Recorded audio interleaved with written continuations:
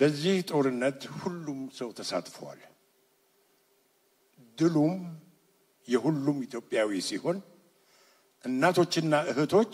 ሳይቀሩ የተሳተፉበት ጦርነት መሆኑ መዘንጋት የለብንም የእቴጌ ጣይቱ ታሪካዊ ያድዋ ድል ተሳትፎ ያድዋውን ጦርነት ድል በማፋጠን ረገድ የእቴጌ ጣይቱ ብጡልን አጠቃላይ ስትራቴጂ ታሪክ የሚያወድሰውን ያህል በዘመኑ የነበሩ እናቶችና እህቶች ሁሉ ወደ ጦር ሜዳ ዘምተው ያደረጉት ርብርብ በክብር የሚታሰብ ነው ስንቅ በማቅረብ ሕክምናን በማድረግ ጀግናውን በማበረታታት የጦር ሜዳ ውለውን በማቀላጠፍ ታሪክ እስከመቼውም ቢሆን